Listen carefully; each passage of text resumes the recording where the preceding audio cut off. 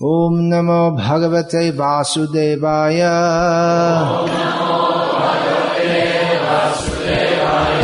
Om Namo Bhagavate Vasudevaya. Om Namo Bhagavate Vasudevaya. Srimad Bhagavad-gita as it is, translation and commentary by His Divine Grace, A.C. Bhaktivedanta Swami Prabhupada. Chapter 5, Text 10. Brahmanyadhaya karmani sangam tyaktva karoti yaha lipyatena sapapena padmapatram bhasa. One who performs his duty without attachment, surrendering the results unto the Supreme Lord, is unaffected by sinful action as the lotus leaf is untouched by water. Please read the translation and the commentary also. This is the high spiritual philosophy of Bhagavad-gita, which was spoken on a battlefield. Who here has been on a battlefield, in an actual battle, engaged in a battle? Anyone? Ex-Afghanistan? People shooting at you and trying to kill you. You don't know. Any moment you can be killed. It's an intense situation. It doesn't seem like the kind of situation where we're going to start thinking about spiritual philosophy. Krishna spoke Bhagavad-gita to Arjuna prior to in the history of the world, one of the greatest battles in terms of the numbers of people involved in it. Citing higher principles, Arjuna proposed not to fight. Then Krishna, citing higher principles, incited Arjuna to fight. As we learn in this verse, Krishna incited Arjuna to be like a lotus leaf, which is in the water but aloof from it. If you've seen the lotus leaf, you'll see that it grows, the stem grows out of the water. But the lotus leaf remains on top of the water. And even if some water drop comes on the lotus leaf, it will remain very briefly and will again come off. So this analogy is easily understandable by someone who regularly sees lotus leaves, that a person in spiritual consciousness should be in this world but aloof from it. Arjuna proposed to leave the battle altogether, to be totally detached from the activities that he was expected to perform, just to be finished with it all. And he saw as the alternative fighting. Fighting is it's an all or nothing activity. It's not something that you can do half-heartedly. If you do it half-heartedly, very quickly you end up with only half a heart. Someone puts a sword right through your heart and then you only have half a heart left. You get killed very quickly. So it requires full intensity and full absorption. So Arjuna saw only two alternatives: to be fully committed to worldly action, or to be fully renounced from worldly action. So what is a devotee's position? We find at the end of Bhagavad-gita, Sarvadhaman parityaja mamekam sharanam vraja, the extreme directive to give up all one's duties and only surrender to Krishna. And it's understood that Arjuna did this. Before Krishna told this instruction to Arjuna, Arjuna had already agreed to fight. So it wasn't, and Krishna had just spent an hour or more convincing Arjuna to fight. It was such a case. Mm-hmm. It was such a persecution. But it wasn't expected that when Krishna told Arjuna to give up all varieties of dharma and surrender to me, that Arjuna would give up his resolve to fight. So Arjuna, what was he? Was he being fully spiritual or fully material or something in between? What does it mean to be fully spiritual? Does it mean that one should go off to the forest or become a beggar? And what does it mean to be fully materialistic, just fully absorbed in material activities? We find the clue in this verse that one should be like a lotus leaf, in this world, but not of it. In Srimad Bhagavatam, we find the narration of Bharat Maharaj, who was fully absorbed in the world as a king. You can imagine, just like the leaders, the administrative leaders of society today, they're fully absorbed in activities of this world. The Obamas and the, what's the name? They've got a new prime minister in Britain whose name I don't remember, and Cameron or something, is it? Something, yeah. And then in Russia, Putin's still around? He's the prime minister. Okay. So yeah, you got your Putins and your Obamas, and they don't have much time for sitting and meditating and studying, learning Bhagavad-gita verses, even if they wanted to. So Bharat Maharaj was a ruler and a kshatriya, a warrior. He was a very spiritually inclined person, so at a young age, he left all that and went to the forest for the sake of meditation, spiritual meditation. He was a devotee of Krishna. So there in the forest, he was away from all the attractions of the world. No more power, position, prestige. When he would come into his court, everyone would salute him. Jai Maharaj. No such thing in the forest. Even if he did have any association with rishis and yogis, which is not mentioned that he did, they would consider him somewhat of a suspect character. They might consider him like that, as he came from such a materialistic background. And in the forest, there's no fancy foods. There are no servants. And the ants, and they don't care. They'll bite you. They don't think, oh, he's a great king, I should not bite him. One in the kingdom, the king, he has to always be cognizant that there are various enemies. But in the forest, one is alone with potentially the greatest enemy of all, the mind.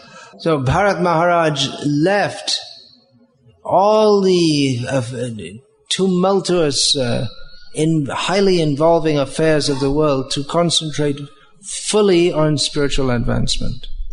Having given up all material attachments, he became attached to a young deer.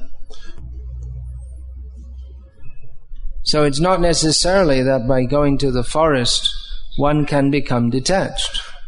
It is expected that by giving up all grossly materialistic activities, one will have a great opportunity for spiritual advancement. But actually throughout the whole Bhagavad-gita, Lord Krishna, he tells Arjuna, and through Arjuna the whole world, don't think about giving up the world. One should live in the world but not be of it. So should a devotee live in spiritual consciousness, or should a person, a human being, live in spiritual consciousness or material consciousness or somewhere in between? So what do you pick up from the gist of what I've said so far? What do you think, Smita Krishna Das? Not just smiling. Now you have to speak something intelligent. Smita Krishna means smiling Krishna. Now you have to see. Spiritual.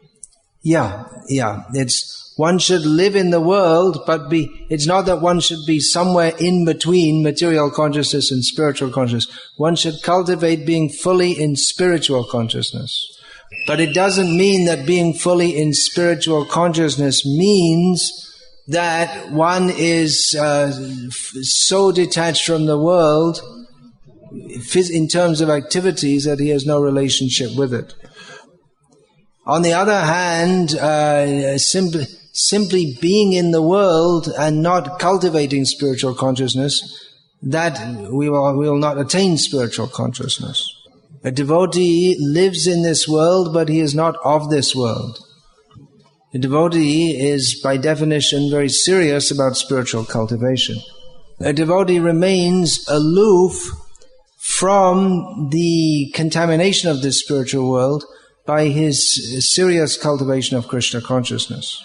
A devotee may live in this world, but he doesn't identify himself as part of this world.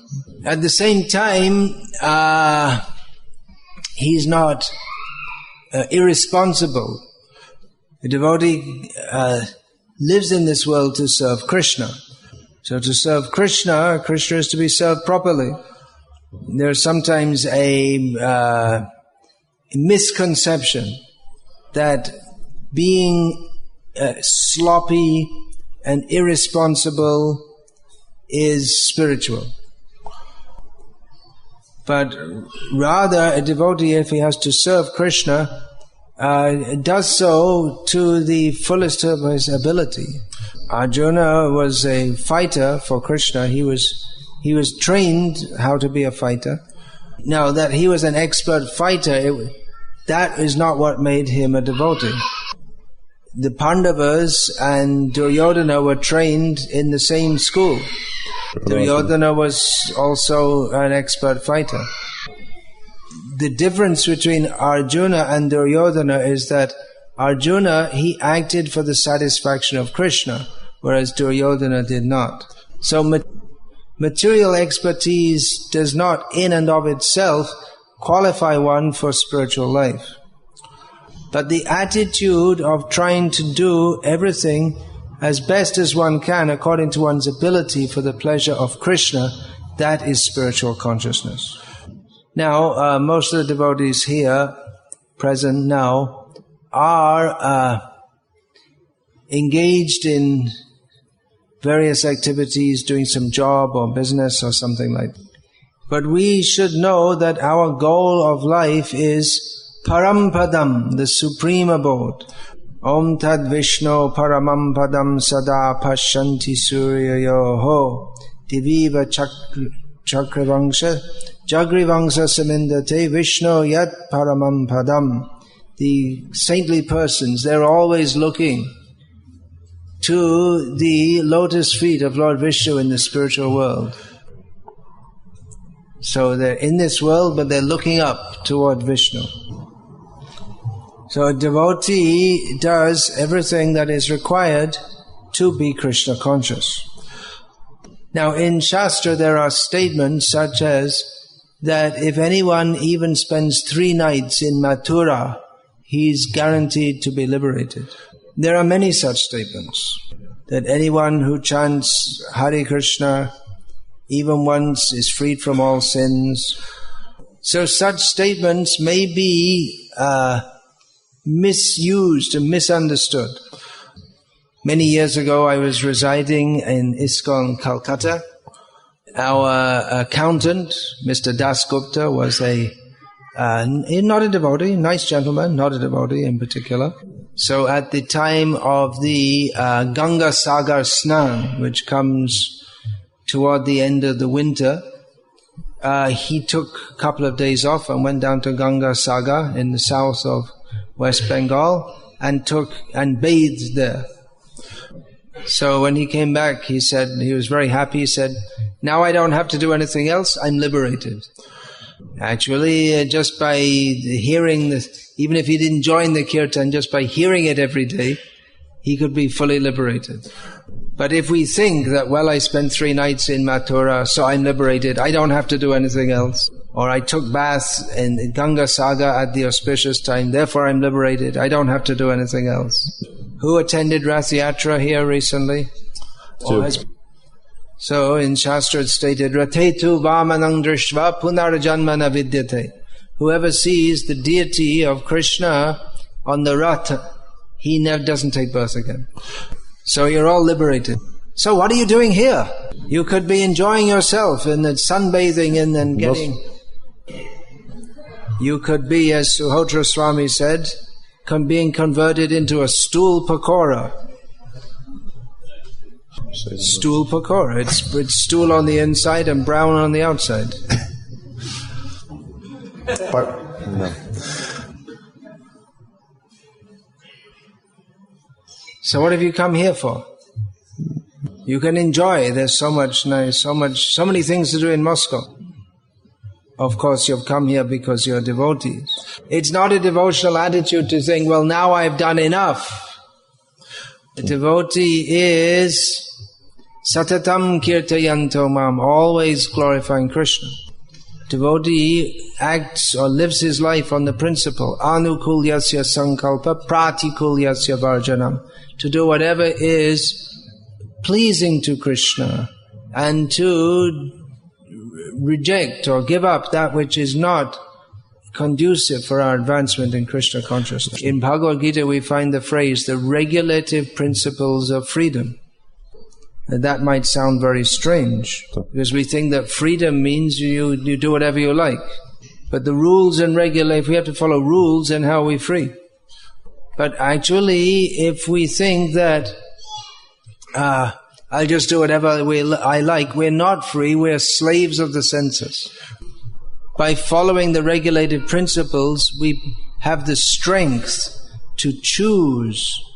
No, I don't want to just eat any karmi food or ice cream. I'll only do that which is pleasing to Krishna.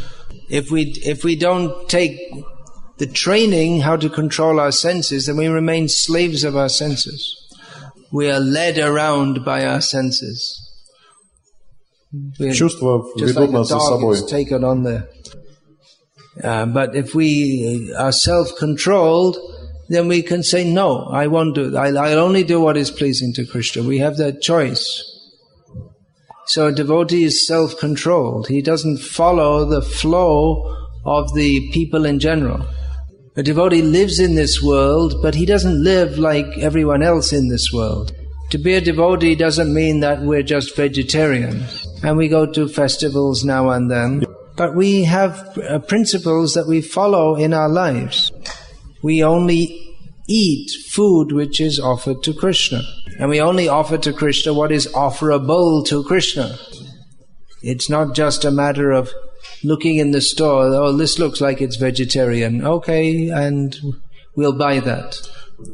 At least previously in India, people were very strict about what they ate. They wouldn't take food, even vegetarian food, or from others. They prepare everything themselves and offer and then take it. Because they understand that the consciousness of the person who prepares that food is transferred within the food. Krishna says, Patrang pushpang palang toyam yome bhaktya prayachati tadahang bhakti upahritam ashnami prayatat manaha. One who prepares with love food and offers that to me with love, I accept that, Krishna says. So, some ketchup or sauce that is purchased from a shop is not prepared with love for Krishna. The Krishna, we should, with the best fresh ingredients, we should prepare and offer food to Him. Devotees are very careful about all the details of how they live their lives so that they can live in Krishna consciousness. It might be very convenient and very easy to purchase various foods like ready-made bread, but it affects our consciousness. We may think, well, if I buy this, then I'll have more time for chanting Hare Krishna. Or it'll be tastier food, so Krishna will like it better. But it's not necessarily that Krishna doesn't say that you offer me tasty food. He says that you offer me with bhakti. So, of course, with bhakti, we try to offer the nicest foods to Krishna. But that we find the story of Krishna. He was invited by Duryodhana, the opulent king. You come and you eat with me. Krishna refused. Krishna, he could have gone and eaten with Duryodhana, and Duryodhana would have given so many fancy, tasty foods, opulent foods.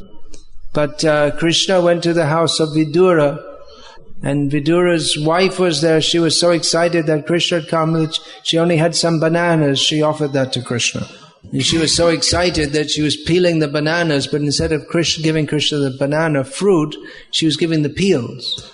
But Krishna was so satisfied with her loving offering that he ate the peels. What was the last time anyone here ate banana peels? Anyone? Any volunteers?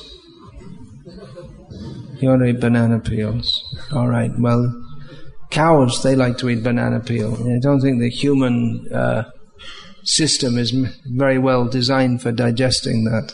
But the point is that Krishna, he wants the love with which the offering is made.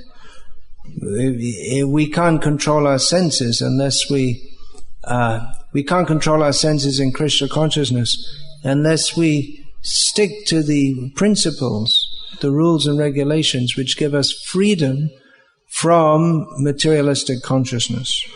So to be a vegetarian and to practice a little Krishna consciousness, well, that's some level of Krishna consciousness. Yeyata mang prapadyante tangs tathaiva bhajami aham. As much as we give ourselves to Krishna, that much Krishna reciprocates. While living in the world, we have to be very careful not to be victims of this world. Living in this world, there's always opportunity for becoming materialistic, which is why traditionally the sannyasis and yogis would leave the world and go to the forest, which doesn't guarantee that they'd become fully spiritualized, but it gave them a better opportunity to be detached from the activities of this world. So those of us who are living within this world, we're all living within this world, we haven't gone to the forest, we shouldn't think that just by some casual Krishna consciousness that we are automatically detached from this world. Or even if we are very advanced in chanting and serving the deity and being Krishna conscious even while living in this world, even that may not be fully pleasing to Krishna. How are we to make advancement in Krishna consciousness? Well, we should chant Hare Krishna. We should hear about Krishna. Hare Nama, Hare Nama, Hare Nama eva kevalam kalo nasteva, nasteva, nasteva gatir anyata. Chanting Hare Krishna is the only method in this Kali Yuga for attaining the spiritual perfection. So we should do that. Srila Prabhupada suggested, or rather exhorted his disciples to follow a process for attaining spiritual perfection. That process is based upon Shastra. We find in Chaitanya Charitamrita that Chaitanya Mahaprabhu met one Brahmana who wanted to leave his home, leave his family, and live with Chaitanya Mahaprabhu. Chaitanya Mahaprabhu told him, no, stay here. Not just stay here, you have something to do here also. Jare deko tare koha Krishna upadesh, amar agyai guru hoya tara edesh. Whoever you go, whoever you meet, speak to them the message of Bhagavad-gita. On my order, become a guru and deliver this land. Now, the Brahmana had said that I cannot tolerate the waves of material life, therefore I must leave with you and be with you. Chaitanya Mahaprabhu said, Kabuna bhadhibe tomai e bishoy taranga, punarapi e tai pabe morashanga. He said that if you do this, if you take up the mission of preaching Krishna consciousness, then you will not be obstructed by the waves of sense gratification. And again you will meet me at this place. In other words, those who take up the mission of Krishna consciousness, they always live with Chaitanya Mahaprabhu. Kali Kale Dharma Krishna Nama Sankirtan Krishna Shakti Bina Nahe Tar Pravartan. In this Kali Yuga, the chanting, congregational chanting of the holy names is the Yuga Dharma, or the religious process for the age. But one who is not inspired by the energy of Krishna cannot do that. So a preacher, to be effective, must live with Krishna.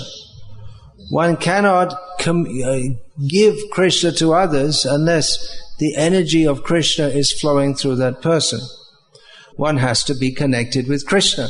And that connection comes by following the process, hearing, chanting, following sadhana, all these points. And so this method of preaching Krishna consciousness, becoming part of Chaitanya Mahaprabhu's mission, this is the way by which Chaitanya Mahaprabhu promises he will come and be with us. So for many devotees, simply to maintain their families and to do a little sadhana, that might seem that's the best they can do. But Chaitanya Mahaprabhu and Srila Prabhupada want us to do more. There are literally millions of people in Russia alone who are unaware of Chaitanya Mahaprabhu's gifts. To impress on them the necessity of Krishna consciousness is the duty of all compassionate persons. Everyone can help with this in various ways.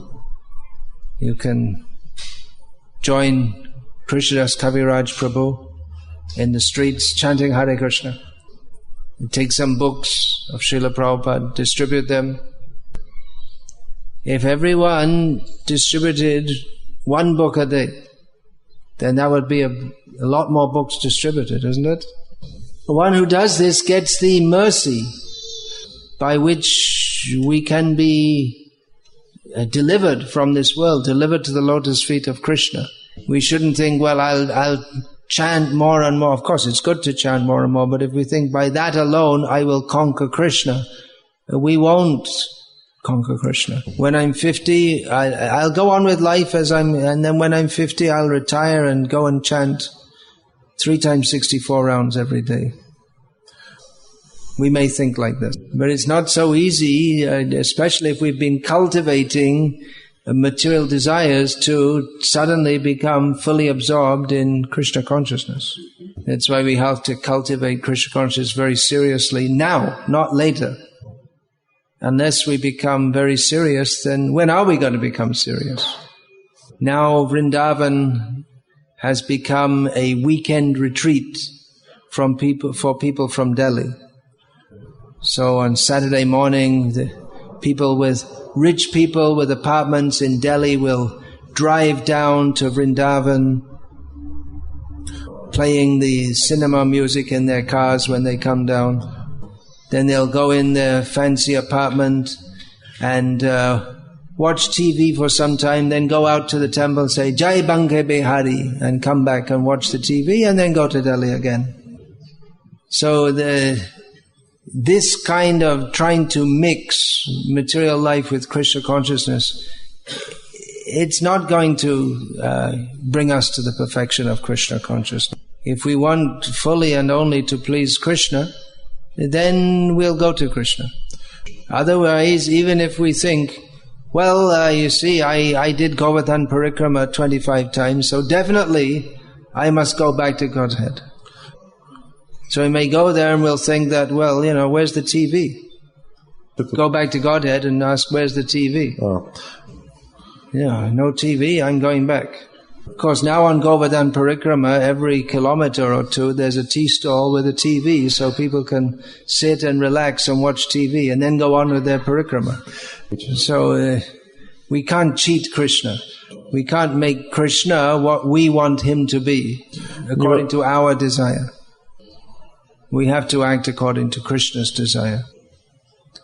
So instead of trying to make life comfortable for ourselves in this material world, it's better to understand that there is no comfort in this material world, and see that everyone is suffering in this material world, and see what we can do to help others come to Krishna consciousness. In this way we can live in this world but be fully focused on the spiritual world. Any questions, please?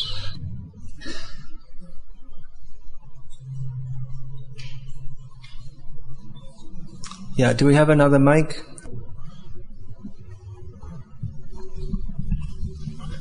What does it mean not to belong to the spiritual level, neither to the spiritual nor to the material level? What does it mean to be in between? Why do you want to know?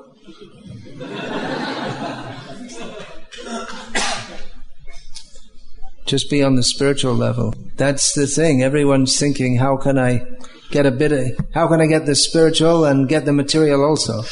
Actual spiritual life means to be fully dedicated to Krishna. Any other motive apart from that is material.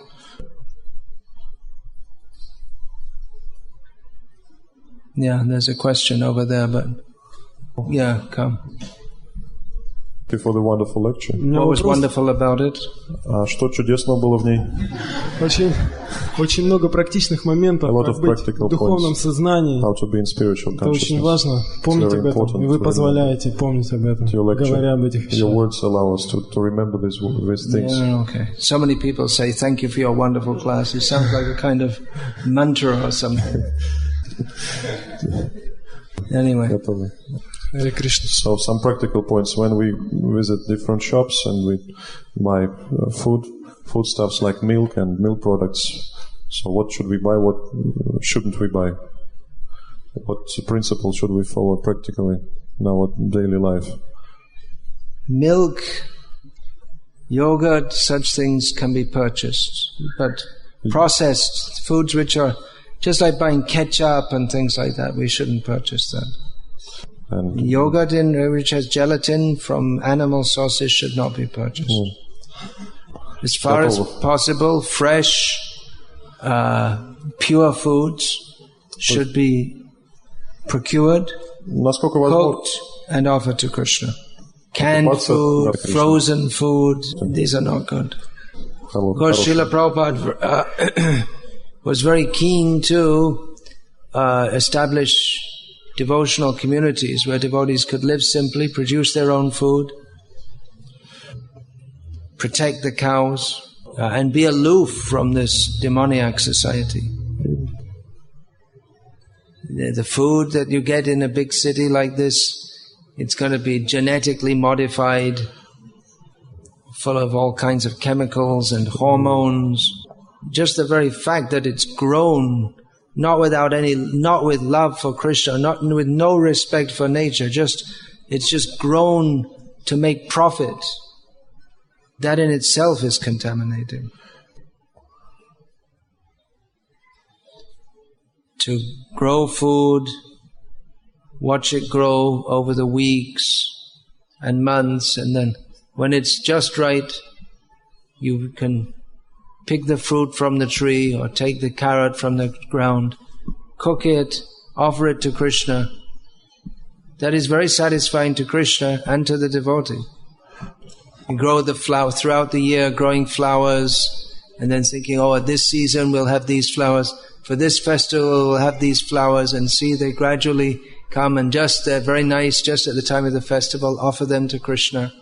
That is so much more pleasing than just somehow or other getting some money and buying something and then sticking it in front of Krishna. Once I came to Zagreb in Croatia. So the devotees there, somehow or other, I don't know why, they hadn't bought any flowers to get me a garland in the morning. So they just went out in the fields and found some flowers growing wild and made them into a garland. Then they gave me that garland, and I noticed it was made not from shop-bought flowers. And I asked, is this made from wild flowers? And devotees were afraid because I have a reputation of being nasty. так сказать. And I said, this is very nice. It's better than just going to the market and buying. If you can grow, or you can go in the forest and look for some nice flowers, that's much better. Bahu koti chandra jini, vadana ujjwal. What's the next line?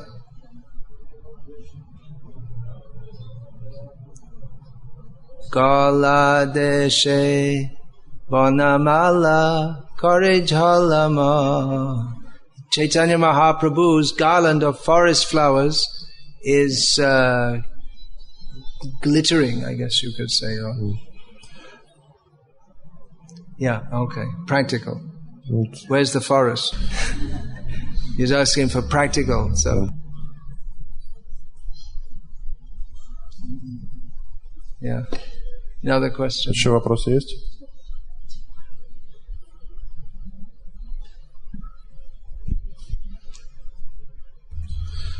You mentioned that it's possible to perform material duties and be on the spiritual level at the same time. What is the qualification necessary for that? Qualification, every human being has the qualification for that. You don't need any prior qualification other than the desire to serve Krishna and to accept the training in how to serve Krishna. Sometimes there's this misunderstanding that, well, Hare Krishna is all in all, therefore you just chant Hare Krishna and you don't need any other training. But there are so many things to be learned. Krishna could have just told Arjuna, well, just chant Hare Krishna. Just chant Hare Krishna and do whatever you like. And Krishna didn't tell Arjuna that. He gave him a very thorough grounding in spiritual knowledge. So we should at least be this much grounded in spiritual knowledge of that which Arjuna received from Krishna. Otherwise we see people, they're talking about Krishna Prem and gopis and they don't even know what the four modes of material nature are. Yeah, just say what I said.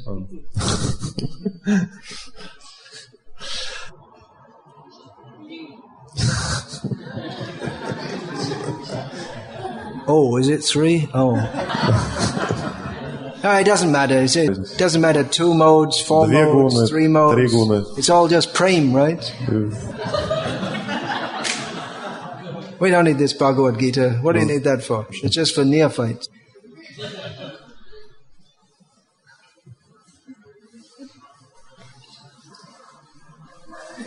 Four principles, 3 principles, doesn't make any difference. Just chant Hare Krishna, that's all. All these rules and philosophy, doesn't matter. Does it matter? Well, it mattered enough to Srila Prabhupada that he spoke on the philosophy of Bhagavad-gita day and night, literally. It mattered enough to Krishna that he spoke on the 3 modes of material nature, practically more than any other subject throughout the whole Bhagavad-gita.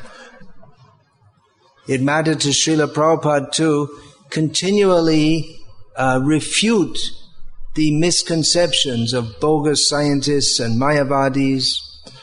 He trained his disciples in the understanding of Krishna consciousness according to Shastra.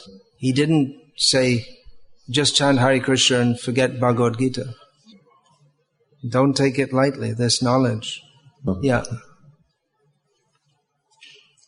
We all know that recently Indra Prabhu, who's very famous and honored in Vaishnava community. So what is the proper attitude towards such an event, and what to do in such cases? What's the proper attitude towards the departure of Vaishnavas? You can chant Hare Krishna. That's what he did. Go on chanting Hare Krishna. So many Vaishnavas will pass away by the mercy of Srila Prabhupada. If it wasn't for Srila Prabhupada, there wouldn't be so many Vaishnavas passing away. So it's by his mercy. And gradually we see, practically every week, some disciple of Prabhupada is passing away. Recently, one of my first temple presidents, he passed away. So see, we're all on the same path. So better that we prepare ourselves to go to the destination of those who have perfected themselves in chanting Hare Krishna. We can also chant Hare Krishna. We can chant musically, or we may not be as musical as Indra Prabhu, but we can all chant. You can organize among yourselves kirtan. That will be if you want to honor his memory, you can do. That's the best way to do. If you want to be on his? If you want to honor his memory, the best way to do so is to organize kirtan.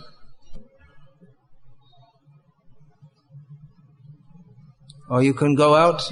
Why don't you organize a kirtan in honor of Indra Prabhu in the streets of Moscow with Krishnadas Kaviraj Prabhu? Good. Devoted to his memory. It was a wonderful Harinam. Yeah. Actually, he used to go out every day in New York for many years, in New York City, chanting Hare Krishna. He's known for his chanting in Vrindavan, but for years before that, he used to do it in New York City. So you can do it. Why don't you do it every year? Maybe you like to do that every year. And you see, with so many Vaishnavas passing away, you'll have one every week practically, and then everyone can join in. Yeah, anything else?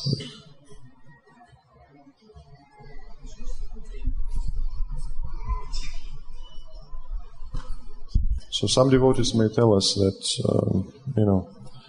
should be more liberal, look more widely. Krishna consciousness is not all in all. So what should we answer to such devotees? Devotees tell you that Krishna consciousness is not all in all? Devotees don't say that. Не лучшее, что есть в этом мире, не все, что самое лучшее, что есть в этом мире. Но преданные так не говорят. Devotee means one who accepts Krishna and Krishna consciousness as all in all. Where do we find anything else in Bhagavad-gita? Ananyas chintayanto mam ananya cheta sadatam sarvadhaman parityaja mam ekam sharanam vraja. We don't find anything but full dedication to Krishna recommended in Bhagavad-gita. So a devotee, someone who's encouraging you to be less Krishna conscious, cannot be a devotee. They might have gone through a formal ceremony of initiation, but if they talk like a non-devotee and act like a non-devotee, then they're not a devotee. Everything should be judged by its characteristics. Is this a diamond or a piece of glass? We have to study by its characteristics. But I say it's a piece of glass. You may say, well, it's set in gold, a nice gold ring, it should be a diamond. But by analysis, you can see that even though it's set in a gold ring, it's a piece of glass, not a diamond. You expect that because it's set in a gold ring, it should be a diamond, but on closer examination, you can see that it's a piece of glass. So in the same way, someone may be initiated by a bona fide devotee of Krishna, and they might dress like a devotee, but that it doesn't necessarily mean that they're a devotee. One actually has to live like a devotee, act like a devotee, and preach Krishna consciousness as it is. People who in the name of Krishna consciousness say to others that, well, it doesn't matter, you don't have to be so serious, they're the worst enemies. 3.5 principles, you don't have to chant 16 rounds, you can watch TV and eat kami food. So you can they're saying you can practically do everything to be a materialist, and somehow or other by some imagination you're still a devotee.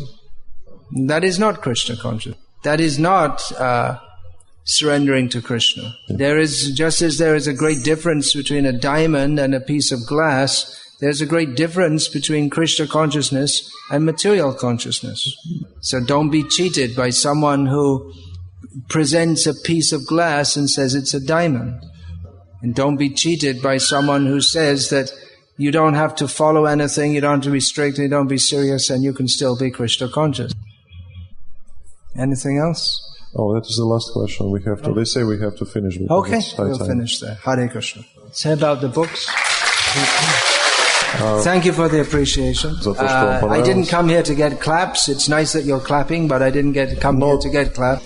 If what I've said today, you can actually apply that in your life, if it makes a difference in your life, and you actually become more serious about Krishna consciousness, I will consider that my speaking here has been successful, not by the clapping. Hare Krishna.